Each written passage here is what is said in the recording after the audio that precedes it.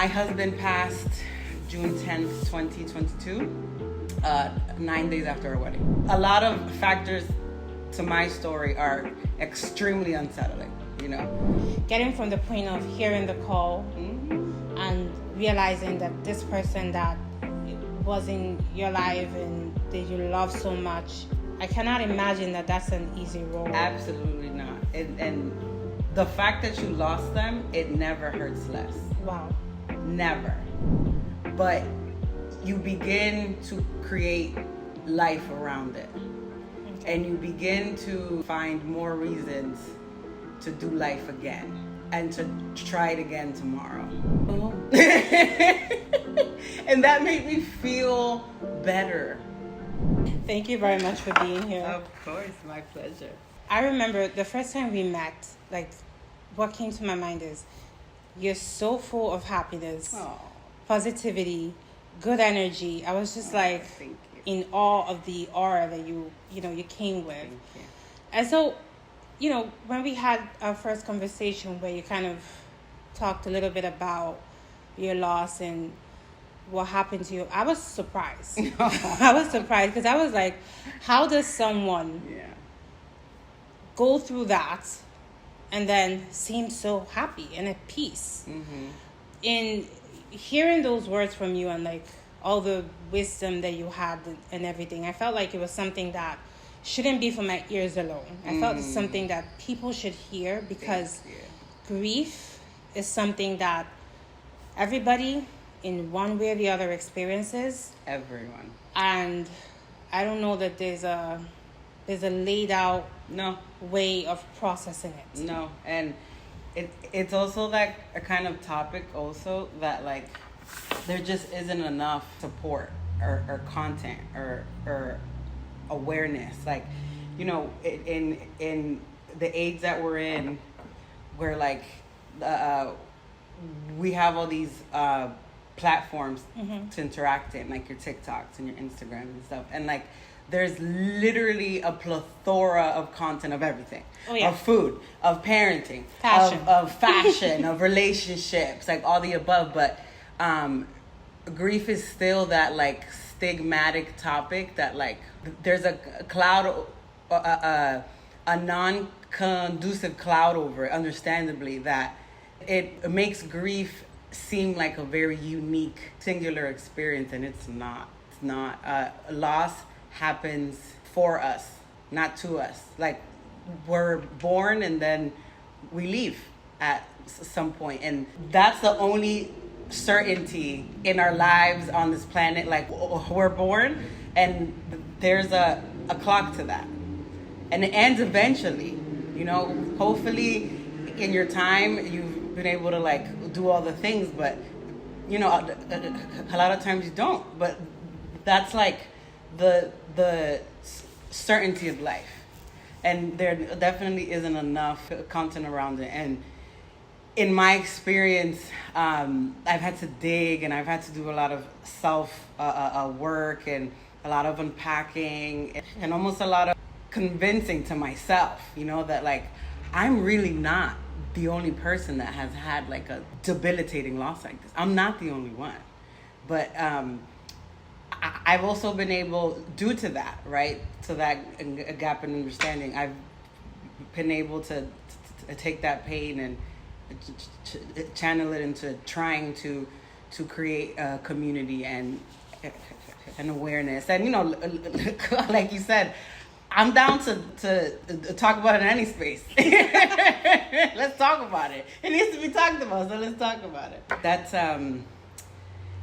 so I am a widow now of a year and a month. Wow. Feels like longer. A year and a month. My husband passed June 10th, 2022, 9 days after our wedding. And we were together for 8 years. We have a beautiful little boy. In his time here with us, we were able to buy a beautiful home. We did tons of traveling together. We had the best memories. Another facet to the healing process is finding joy again. Yeah. Right? The path to peace, if you will. Because when someone so close to you and so young, at the time of his passing, he was 2 months shy of 33 years old. Wow. Yeah. He was so young. Yeah. So that, a lot of factors to my story are extremely unsettling, and easily like haunted my sleep more than it does, already. But you pull out the memories and the love and the joy that was spent. We have a beautiful child that I'm able to see him through every single day. He's so much like his dad. You need to find the reason and the light again and the motive to keep on keeping on. How does one get to that though? Because I hear you when you talk about gratitude, and I think it's so beautiful hearing it, and it's like, wow. Yeah. But then I also imagine like getting from the point of hearing the call and realizing that this person that was in your life and that you love so much that you coexisted gone, with. Yeah. To then getting to the point of thank you for the memories that we built together. I cannot imagine that that's an easy road. Absolutely not. And it doesn't get easier with time. It doesn't? Mm-mm. It doesn't. Like, the fact that you lost them, it never hurts less. Wow. Never. Like, it's this tremendous amount of pain until you're able to feel. But you begin to create life around it. Okay. And you begin to find more reasons to do life again and to try it again tomorrow. To your point, the process in between, like, the moment of loss to life again, right? Yes. The space of like peace and gratitude. It's a lot of self-reflection. In my experience, in my path, it's been a tremendous amount of self-work, of like intentionally saying like, I know I'm in dire pain today, but I have to try. And even if it's a little bit, like there's days it's just a little bit. Like it's just getting out of bed. Yeah. It's that simple, and then there are days that I wake up and I, start a new business. And for me, the intentionality of not staying stagnant has helped me tremendously. Because again, it doesn't get easier. The loss, it doesn't get smaller in your being, but it also doesn't get better. It doesn't feel better. It doesn't do them justice to stay stuck in that place. And not either, don't get me wrong, that you're not allowed your space and grace to feel and to be in it and to mourn and to grieve loudly. But those moments should also serve something. Like, again, in my experience, I constantly go through like this. What is for sure and what is absolutely consistent is that I never have like the same week. For example, like I'll have 2 days where I'm charged and I'm rested and I'm up and I'm at it, and then I have like another 2 days where no matter what I do, I'm on a low level of being. And it is what it is. I can't do anything about it. I can meditate on it. I go to the gym. I could. It doesn't matter, right? Because that's the path I'm on, and that's what grief is like. Is that you find the the joy and the light wherever you can. And then for the time, you you begin to be intentional about it, and say, okay, I'm not going to place more things in my environment, in my path, in my being, to get me that energy and that joy.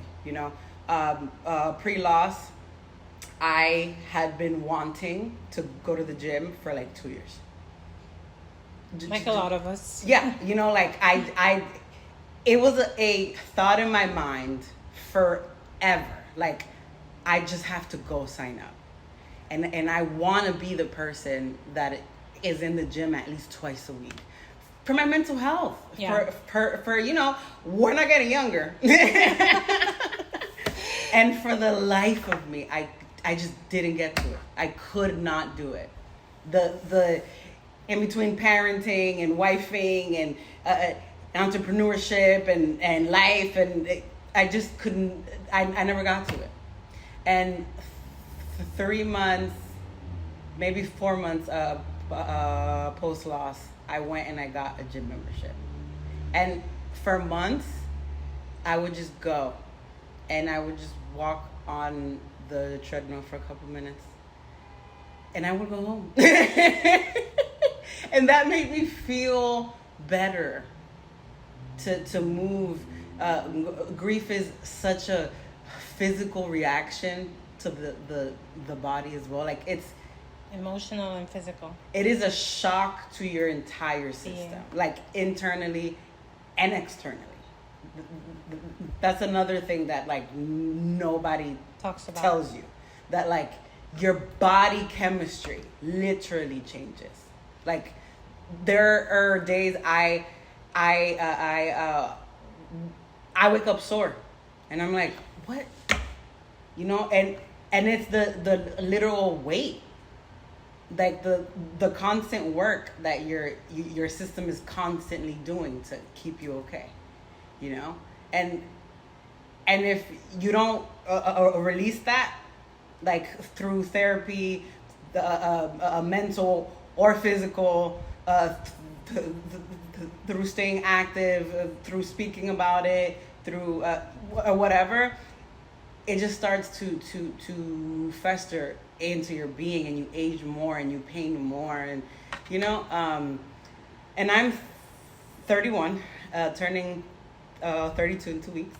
Hey, happy birthday in advance. Thank you. And I have a son who's almost 5. Yeah. I have very cute, by the way. Yeah, thank you. I have 2 businesses. Yeah. Him and I were the catalyst in our families, like the ones who went to college and invested in home ownership and traveled, so I'm that in my immediate family. Like, everybody looks to me for clarity and growth and wisdom and support, and it adds to my purpose as to why I'm still here and why I need to be a bigger, more intentional person, because he's not. That's deep. So it's like you almost feel like you want to carry on. I have to. His legacy, kind of. I must. He's not here to do it.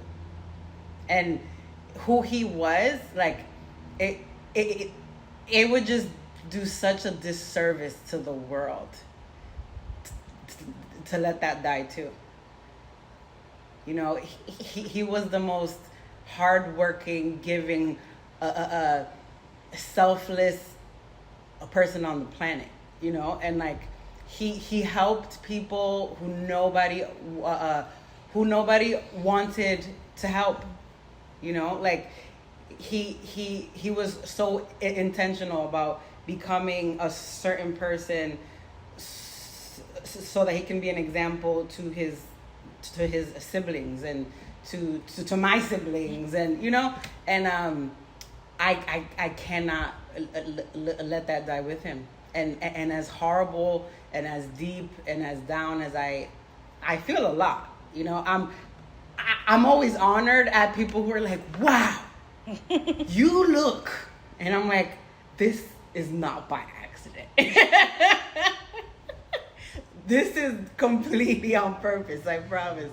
It's work, you know, to kind of detach, you know, like from the pain and like the realities of like losing a loved one. It's deep work, really, you know. But I also think that grief grants you another larger perspective on life.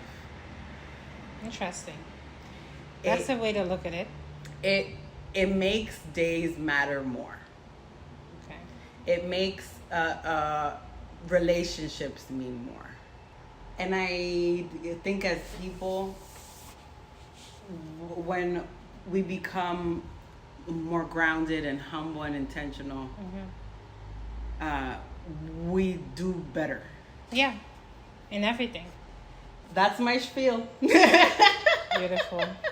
You are in the creative space as well. Yeah. And would you say that being able to create and tap into your creativity has been an outlet as well? 1,000%. I opened up this studio through grief. Like, I needed a bigger project that I could like put my hands on. Yeah. And that I can like draw on the walls and like touch and like align with. And this studio was that for sure, you know. And just to give the viewers context, you own an agency, a studio? Yes. So I have a marketing and branding company called The House of Fuchsia. And then I also own Studio Bold, which is a content creation studio in Lawrence, Mass. Which I happen to know. Beautiful. Wow. Yeah. How would you say faith, what role has faith played in your healing process? It is alpha and omega. You know, like, how do you see, how can you tangibly see tomorrow after something like this?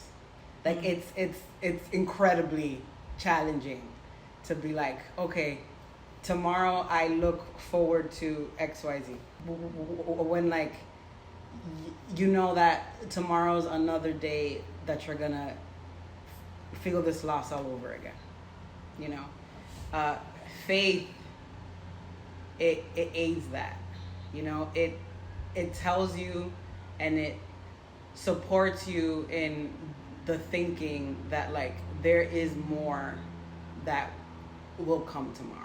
Like, there is more for you, and there's still joy out there, and there's still a life to be sought, you know. And that's faith, right? Like, it isn't a fact, you know, or a stat somewhere, or a percentage, or like a guarantee of anything. Mm-hmm. You know, it's simply with the divine energy or God or whatever you believe in, holding on to that and saying, I know that along with this, I can get through this.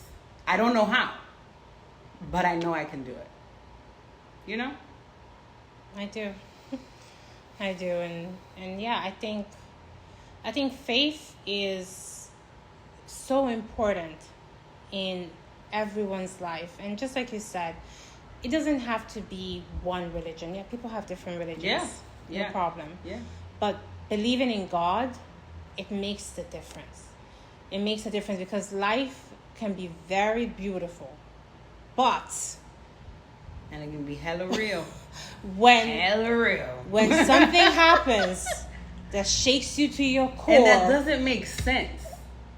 Right? Like, there's so many experiences in life that are not textbook. Ooh. That they just don't make sense. Yeah. Why that person? Why now? How did this happen? Why me? Why me? I did all the work. Yeah. I checked all my box. Like, there's so many things that happen to us that just don't make sense. So how else, honestly, you know, like, how do you get past the harsh realities of how bumpy life really is, if not by attaching yourself to the power, right? A certain belief system that says, like, this too shall pass. Doesn't it sound like would you see grief as something that is part of one's journey? Like, is it possible to say that one could find purpose even in grief? I think the core to that is the humanity that loss puts you in. You know, like, there's so much that just falls off. You know, like a lot of fluff, a lot of vanity, a lot of ego, you know, and in that experience, you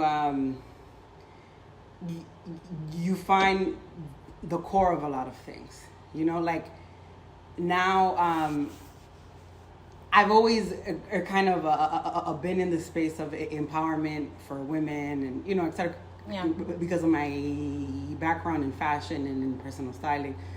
But now more than ever, do I align with the profound effects that and the experiences that we endure as women. Yeah. Like more than ever, right? So prior to this, in the planning of my content, or if you will, I would get really caught up in like the details. Yeah. You know, like the outfits, like the, you know, now all of that is it's extremely secondary, you know, because what matters is the value of my message for that woman who really needs to hear it, you know, to make sure that I'm speaking directly to her pain point, you know, and it just makes you extra humble, you know, like it takes away that that factor of like nothing can happen to me, you know. I'm above certain things. Like no, we all have these. We're all entitled to this level of experience in life. If you have money, if you don't, if you're from a certain neighborhood, if it doesn't matter. Like humans as a whole are going to just have certain set experiences, and as a person, like you should try your hardest to take all of those experiences and make them mean something. You know, like find your own purpose in that process. It's like you can take the pain and connect with other people and help people to heal. It's something that's 1,000%. And the pain has to go somewhere, right? And I've found, at least in my healing journey, it's been the biggest part of my feeling good in my heart, is that like I know that now I'm so ground level and I'm so connected with source and human beings and other women that like I can really help another person through this massive experience I've been through, so that it doesn't hurt the, them as uniquely, you know, or feel alone, or so they don't feel cornered in their own experience. Like the women that I have been able to connect with after this experience, like I have no words. Like the kind of messages that arrive in my inbox, like thank you for saying the thing that I've been scared to say. That's powerful. Thank you for being for making your pain so public so that I can allow mine to flow. I can't make this up, you know, and again, even though I've been doing this to a degree for a long time, you know, never like this. Like the people I'm able to align with and connect with and collaborate with and serve, they're just served on another level, you know, of like humanity, you know, of like real heart to heart connection. And I don't think that I would have been this open and this like unapologetically honest if not for this experience. You know, a lot of us aren't, because we don't see life as that sensitive. You know, we don't like to be vulnerable like that. Yeah, and guard ourselves. Yeah, and we so easily take time for granted. You know, like we think that we're gonna have it forever. You know, and that it's always gonna be there, and that's not reality. Wise words. Wise words.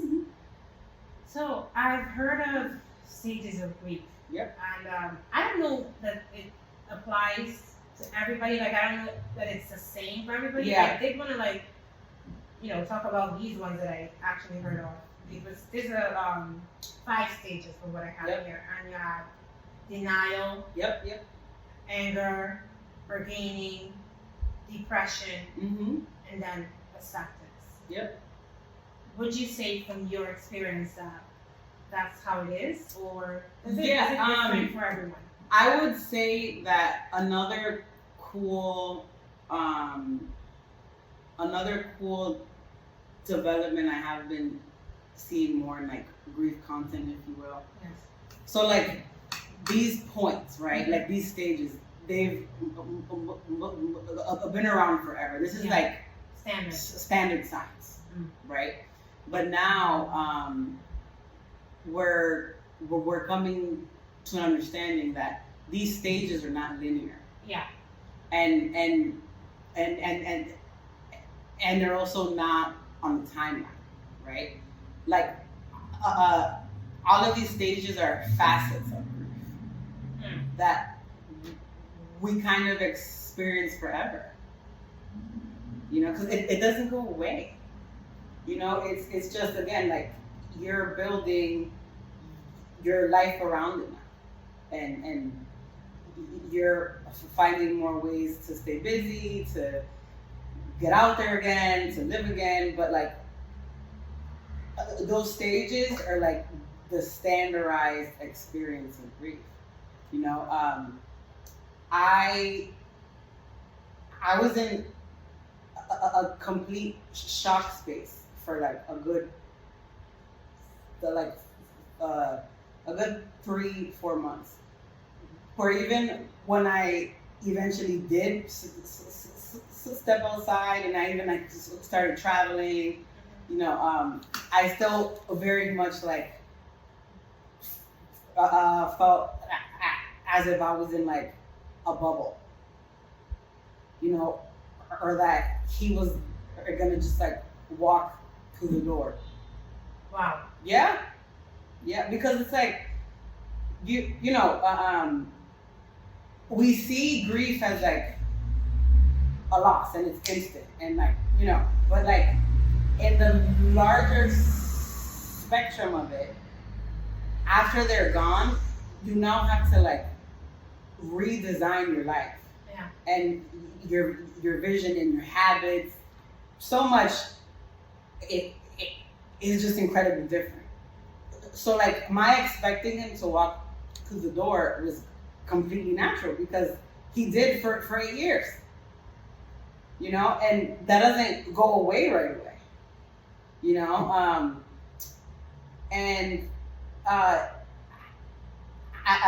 After that stage of shock kind of settled, I went from experiencing a lot of anger to a lot of sadness, and I was like in that space for a while. And it just so happened that while that space was happening, it was during the holidays. Yeah, I know the holidays are usually the hardest. Yep, and they say also that it's the first ones that like toss you overboard because it's still not real. Like that much time hasn't passed. And with 6 months post loss, I had a birthday. He had a birthday. The holidays happened. Our son had a birthday, and it was almost like weeks apart. I feel like so it was just like this influx of anger and sadness, and why is he not here for this? And oh my God, I can't believe he's not here for this. And then I think that my experience with with depression was very humbling. Like I said, I've never on like a large scale like that anyway have like experienced like tremendous like soul shaking like body sadness. I'm normally this exactly what you see. Yeah. And I've always been this way. I'm poppy, I'm vibrant, I move, and it was just so real, and I think depression also is extremely unique to everyone's experience. Like, yeah. My experience was that I was so incredibly sad and I was so incredibly down, but I like wanted to take walks and like go to church and cry it out. Like that felt healing for me. That worked for me to not do it in silence, After the holidays, we moved out of our family home, and I want to say that was like in the middle of the depression phase, and that I thought I would never leave. The home you shared Yep. with him. I remember immediately afterwards, everyone was like, "You can't go back there." And in my mind, I was like, "What do you mean? That's our house. That's our home. I can't leave it. That's my son's home. That's wild, right?" But when I made the choice, it was not an easy one, and I had to finally clean out his closet, and yeah. Sorry. Yeah. Sorry. Again, it's real. It becomes so much more real. And but when when I arrived into our new apartment and into our new space, I felt this tremendous weight off of my shoulder, and now, like, I saw my son exploring a new space, and he had a new room, and he had a new yard that he was obsessed with, you know. So it also helped a lot, you know. And after a couple weeks, like, I definitely went into the stage of acceptance, you know, like, whew, like, life now looks completely different. Like, now we're sleeping in an entirely different environment. You know, like, now our lives are, you know, it is what it is. And in that, like, since then too, like, I've still gone through all those other phases to some degree, you know, and I'm told again, it doesn't go away, you know, like, you're still gonna be super angry on some days, and super sad, and in denial sometimes, like, I can't believe, like, why aren't they here, you know? Shit, even after a year, you know, you're like, damn, dude. So it is relevant, but it's not linear. It's not linear, and there's still gonna be birthdays, and, you know, and the holidays and all the things, like, now. So my birthday's August 2nd, and his birthday's August 12th, and every year for 8 years we would do it together, you know. So for that aspect, you know, I don't think that shock or that a reality of us never being able to do that again that way is ever going to go away, because it just happened for so long, you know. But you find ways, and again, like, the honoring of them it's extremely healing, and it makes us sting less, you know. Last year, out of all of the moments in the holiday, his birthday was the absolute hardest. I can remember. It was the absolute hardest. Because obviously, you know, birthdays are like the mark around the sun. It's like the celebrating of another year, and that is not what we did, you know. But as hard as that day was, I went out and I cut a cake. I brought it home. We decorated the house a little bit. The baby and I called everybody on FaceTime, and we all sang for him, and super sad, right? But very beautiful. I honestly believe that our loved ones never leave us, and I've heard of different stories. There's actually a book that I just finished reading. It's a memoir by Minka Kelly, which I recommend. It's beautiful, and she talked about losing her mom, and how her mom liked flamingos, and when her mom passed, she would see flamingos everywhere, but like even in the most unexpected places, and at very particular times, like birthdays and times like that. So for her, that was like a sign that she's still actually very much present in her life, even if she can't necessarily like see her. So I wanted to ask, have you had any kind of experience like that? So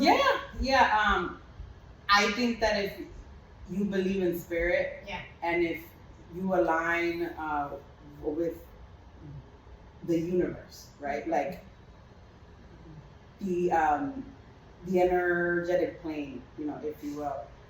After an experience like this, you're naturally brought into another space of energy, right? That like you see things now that like you normally would be like that weren't there, I see a lot of things, like I see his car all the time. Perhaps that happened before, because it was a brownie song.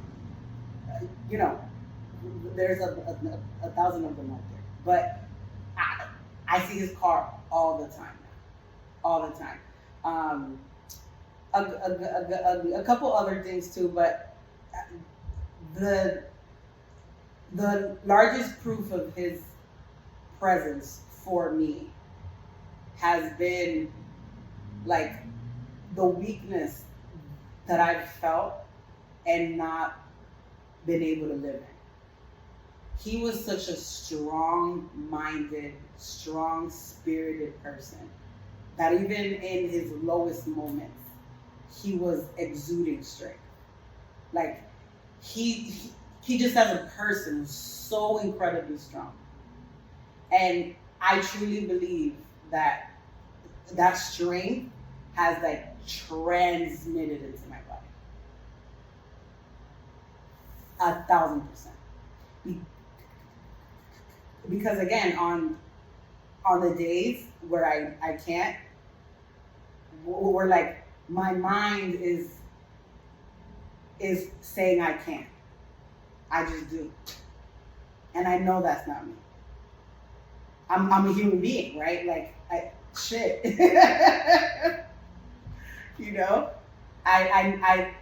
It's not possible. It's not humanly possible for that level of strength to be mine. And like that was one clear facet about his person, about his being that was like if you knew Gio, you knew his strength in all things. Like the bold, fierce person he was. And I don't know how to explain it, but like the amount of strength that I experience on a daily basis, I didn't have it before, for sure. I didn't have it before.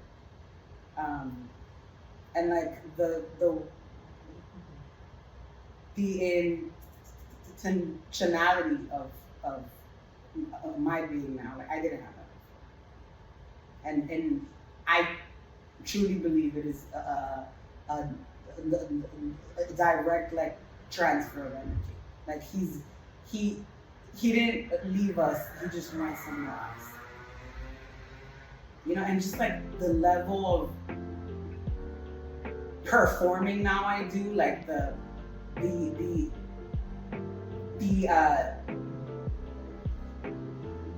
impact. Yeah. That like it's almost like a naturally made now every time I open my mouth. I kind of had that before, but not like this. And like that's who he was as a person. He was just power. He was just a powerful ass person. And I feel that. I wholeheartedly feel that in my bones that he's right here whenever I need to do anything. And like whenever it's too much for me, he got it. And in a way is made. Wow. In a way is made. This has been very powerful, beautiful. Thank you so much for doing this. I believe strongly that what you're doing now, the person you are, is all part of God's beautiful plan for you, and I just can't wait to see what's coming. Because I know that, I can't wait. it, part of yours, part of those that are gonna see it firsthand, because I think you deserve all the good things that God has coming your way. Thank you.